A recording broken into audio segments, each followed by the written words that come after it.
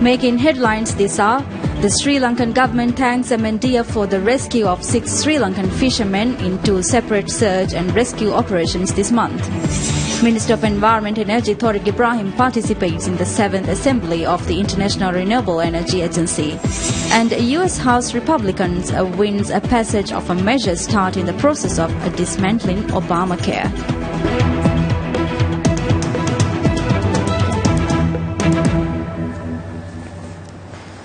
Bismillahirrahmanirrahim. Welcome you all to TVM News in English. I'm Zionat Hassan here with the news in details. First Lady Fatimat Ibrahim launches President Abdullah Yamin Abdul Gayoom's presidential campaign for 2018. The First Lady's office kicked off the presidential campaign in a function held at the Maldives Ports Limited area in Hulumale. The function was attended by cabinet ministers, parliament members and members of the ruling Progressive Party of Maldives, PPM. 260 new people joined PPM in the function, whose application forms were accepted by First Lady Fatimat Ibrahim. According to the First Lady's office, the event was not the official launch of the President Yamin's presidential campaign. Maldives hands over the Sri Lankan fishermen rescued from a disabled vessel to the Sri Lankan government. The fishermen were rescued after an 8-day operation conducted by MNDF 160 nautical miles off Makunudu Island in Hardal Atoll. The Sri Lankan government thanked Maldives National Defence Force MNDF for the rescue of 6 Sri Lankan fishermen in 2 separate search and rescue operations this month. Speaking at a press conference held at the Sri Lankan Embassy, the Sri Lankan ambassador to the Maldives, Major General retired Asoka Tora Denia, said that the government of Sri Lanka is grateful to the government of the Maldives for the untiring efforts, prompt and timely coordination and decisions taken for the success of this rescue operation. The ambassador also thanked the personal effort put forward by the Minister of Defence and National Security of Maldives, Adam Sharif Umar, for his prompt, proper and timely directions given. Determination with a lot of hardship and knowing the value of the lives of the fishermen, and it was a very successful operation. We are very grateful to the Maldivian government, His Excellency the President of Maldives, the Honorable Minister of Defence and National Security, the Chief of Defence Forces, the Command of Coastal Guard, and also Northern Command of the Coastal Guard. Of course, the Captain of the ship, we are very much thankful to them. We are very grateful to Maldivians as a whole, and we are happy to see them alive. Their relations are back in Sri Lanka waiting for them to come and see them. So very happy, and thank you very much for everything. He further added that the successful humanitarian operation will further strengthen existing bilateral relations between the two countries.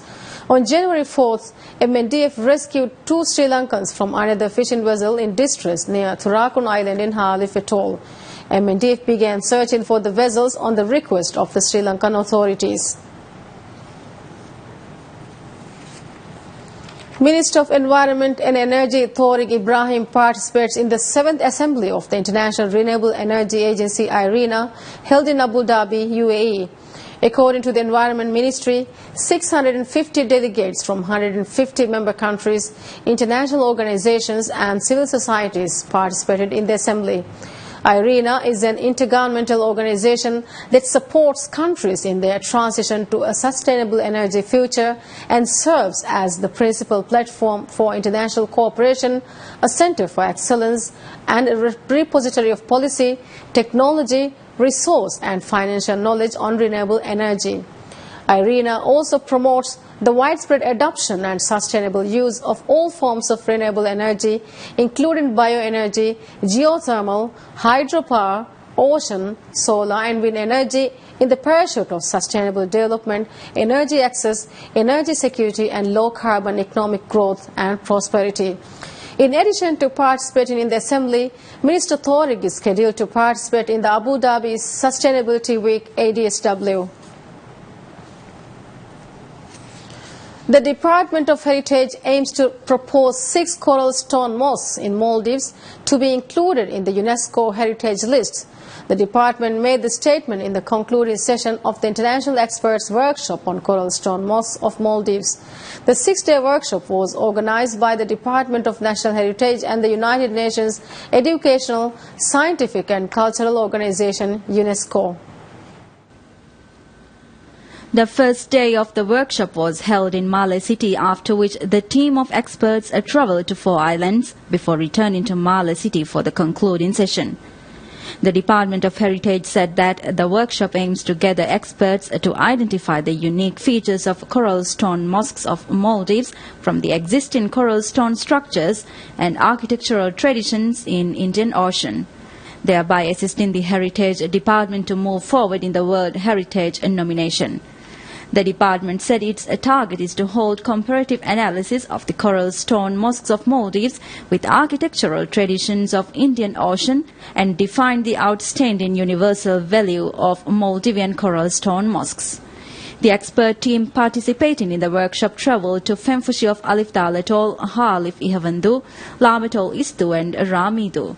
According to the Department of Heritage, a total of 6 mosques, including Hukur Mosque and Eid Mosque in Malé, are to be listed in the UNESCO Heritage List. The expert team participating in the workshop includes UNESCO Section Chief Mochiba, UNESCO Consultant for Maldives Monish Pandit, Minister of State for Education Mariam Azra Ahmad, and State Minister for Education Dr. Abdullah Nazir, amongst other local and international experts. Speaking in the concluding session of the workshop, Minister of State for Education Mariam Azra Ahmad said that the heritage sites in Maldives would develop the socio-economic prospects of the country. The Maldives became a state party to the World Heritage Convention in 1984. To highlight the rich Maldivian heritage, which is rather unknown to the rest of the world, the government of Maldives has set out to prepare its first ever World Heritage nomination for coral stone mosques.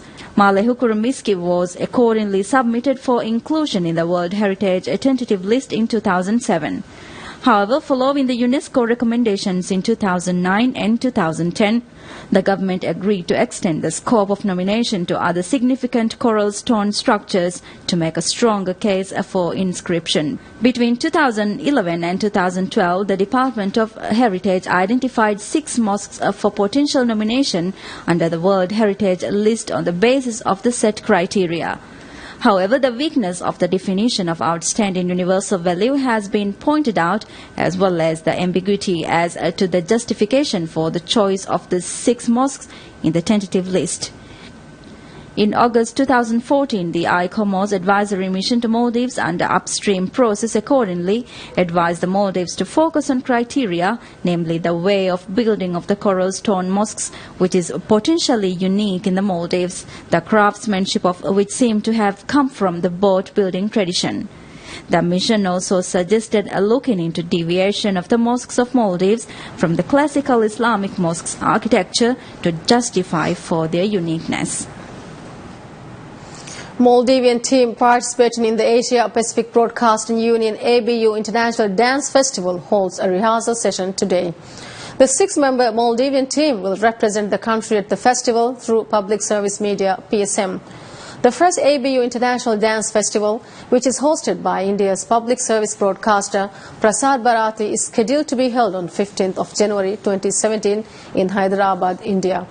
The independent festival aims at introducing the unique diversities of the Asia-Pacific region, breaking cultural barriers, and sharing the joys that varied communities across this region feel while they dance. Teams from India, Indonesia, Malaysia, Maldives, Philippines and Uzbekistan are participating in the festival.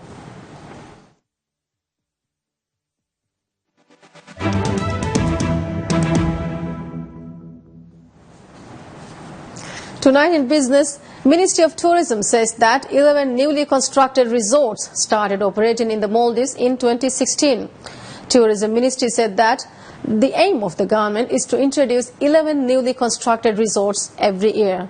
According to statistics, there are 124 resorts registered in the Maldives, with 105 of the resorts under operation. President Abdullah Yamin Abdul Gayoom pledged to introduce at least 10 newly constructed resorts every year during the presidential elections in 2013. In the past 3 years, President Yamin's administration has amended the Maldives Tourism Act to create a business-friendly environment to investors.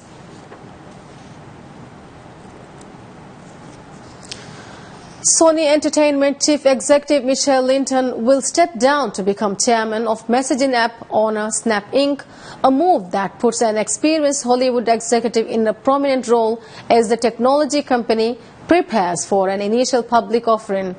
Sony Corp said in a statement that Linton will give up his current role at Sony's movie and television unit on February 2nd, but remain as co-CEO for 6 months to help find a successor. Snap, the owner of the popular Snapchat app, is expected to go public early this year, weighing for a $25 billion valuation. Linton was an early investor in the company, co-founded by Ivan Spiegel, who is CEO. In a 13-year career at Sony, Linton oversaw hit movies including The Social Network and James Bond film Skyfall, but the studio has lagged behind competitors in box office share and big hits over the past year. The TV studio under Linton also produced successful shows such as Breaking Bad and The Blacklist. Linton's tenure at Sony Entertainment was also marked by a devastating computer hack in 2014 that exposed a trove of embarrassing emails and employee data. The cyber attack, which the United States blamed on North Korea, crippled the studio for months and prompted an executive shuffle. Sony Chief Executive Kazuo Hirai will take on a larger role at the entertainment division, adding the position of co-CEO and chairman of the unit. The Tokyo-based Hirai will add a second office in Culver City, California, where the film studio is based. Chinese hotel bookings to Thailand for the Lunar New Year tumbles as a crackdown on cheap packages tours hits visitor numbers from its biggest source of holiday makers. Tourism is increasingly important for Thailand, given that growth lags other Southeast Asian economies. Between 2012 and 2016, the number of Chinese visitors trebled to nearly a third of all Thailand's tourists by numbers and revenue. But a crackdown on $0 package tours in September sent that into reverse, and there is a little sign of recovery ahead of the January 28th to February 2nd Lunar New Year holiday.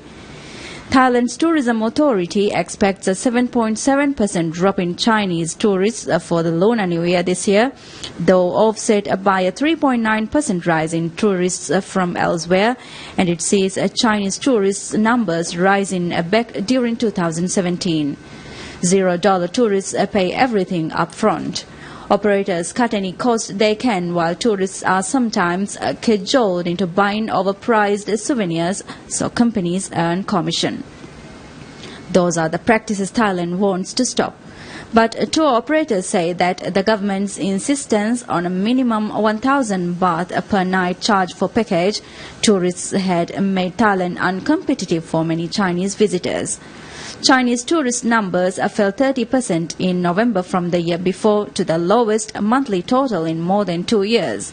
Although Chinese visitor numbers have fallen, the number of travelers from elsewhere has continued to rise. Thailand nonetheless forecasts that Chinese tourist numbers will recover to reach 9 million by the end of 2017 to just top last year's total. According to Tourism Authority of Thailand, by targeting wealthier Chinese travelers, revenue from China will increase over 14% this year to around 500 billion baht. Overall, Thailand expects growth in tourist revenue of 8.5% to nearly $50 billion, more than double the overall economic growth rate forecast.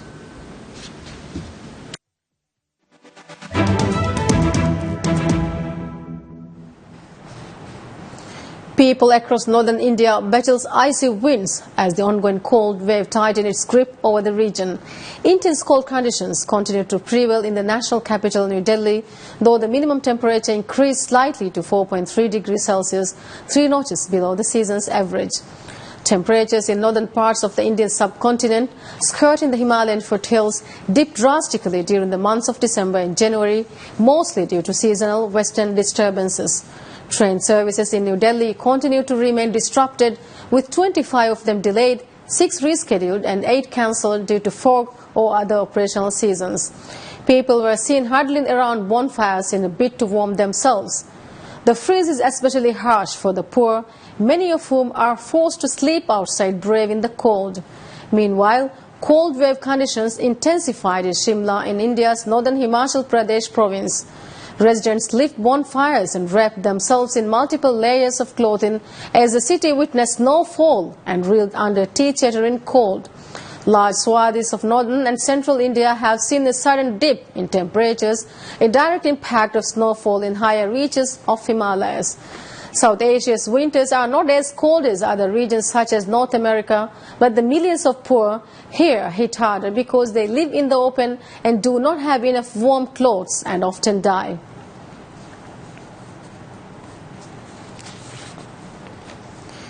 U.S. House Republicans wins passage of a measure starting the process of dismantling Obamacare despite concerns about not having a ready replacement and the potential financial cost of repealing President Barack Obama's landmark health insurance law.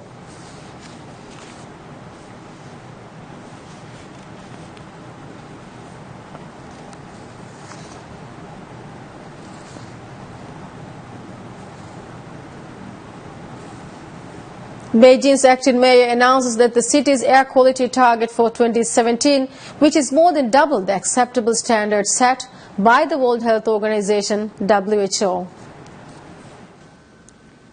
Chai Ki said during his delivery of the city's annual work report at the opening of the Beijing People's Congress that the energy consumption and carbon dioxide emissions per 10,000 yuan of gross regional product dropped by 3.5 and 4% respectively. He further said that the water consumption per 10,000 yuan of GRP drops by around 3%. He also said that the Chinese capital will work hard to keep the fine particulate matter concentration at an annual average of around 60 micrograms per cubic meter. PM 2.5 refers to the damaging air particles so small they can pass through humans' lungs to affect their organs. The acceptable PM 2.5 annual average set by the WHO is 20 to 25 micrograms per cubic meter. The municipal government said in a document that Beijing's air quality likely improved 9.9% in 2016 and PM 2.5 likely set at an annual average of 73, better than the 2016 target of around 76.6. But smoke has engulfed Beijing and large swaths of the north and center of the country for days at a time in recent weeks, disrupting flights, port operations and schools. The state news agency Xinhua reported that the environmental authorities said bad air would strike provinces around Beijing in the coming days. Last week, Beijing said it would establish a police force to deal specifically with environmental offences as part of efforts to clean up its air and crack down on persistent polluters. Migrants have been struggling in bad weather conditions and temperatures as low as -2 degrees Celsius on Serbia's northern border, waiting to cross into Europe. In central Belgrade, which has been blanketed by its first heavy snowfall this winter, about 1,000 migrants from Afghanistan and Syria have been sleeping in a derelict warehouse near the main train station with broken windows and no heating. Thick smoke fills the crumbling building almost daily from fires the migrants light to warm up.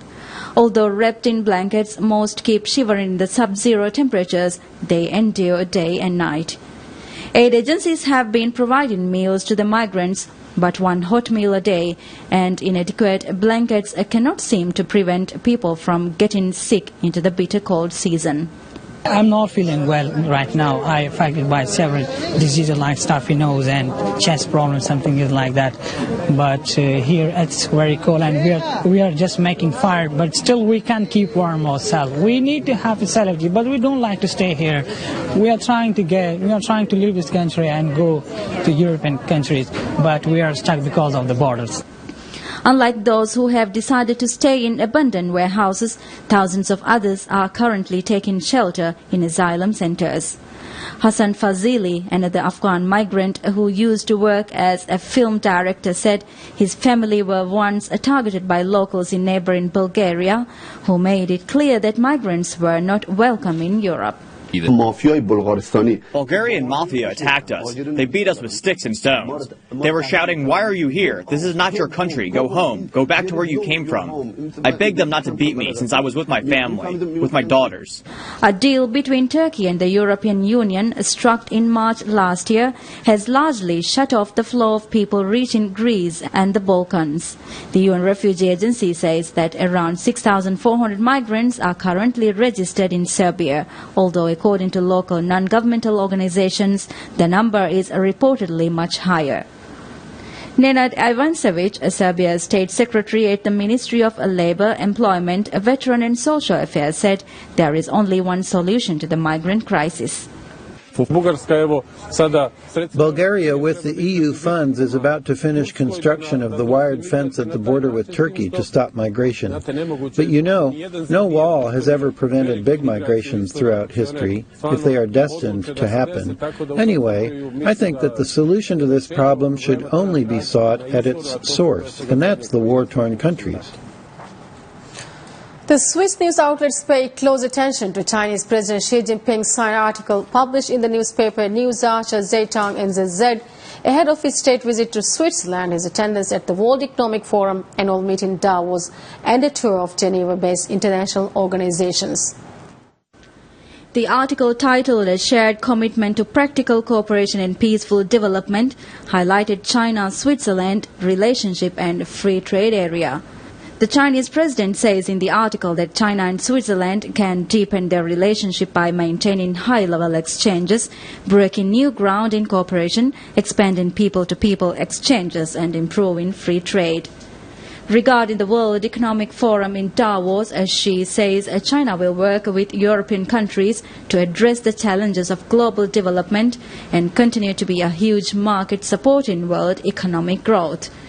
Editor-in-chief of the Swiss newspaper expected Chinese president to shed light on China's perspective on how to promote the free trade while attending this year's WEF annual meeting, especially against a backdrop of Brexit and US election. President Xi stresses the importance of the Swiss-Chinese relationship. He said, or he wrote, that they are even kind of a model for a relationship between China and European countries. And the second is that he championed free trade and the mutual benefit of free exchange of goods. I think that's extremely important in a time and in an international arena where protectionism and economic seclusions are gaining track. Switzerland has maintained its friendship with China over the past 6 decades since the two established diplomatic relations in 1950. It was also one of the first European countries to recognize China's market economy status and ink a free trade agreement with the country.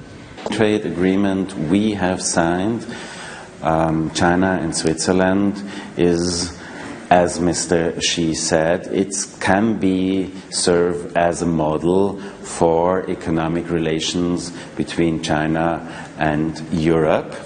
And of course, since both countries have signed that agreement, the trade increased substantially.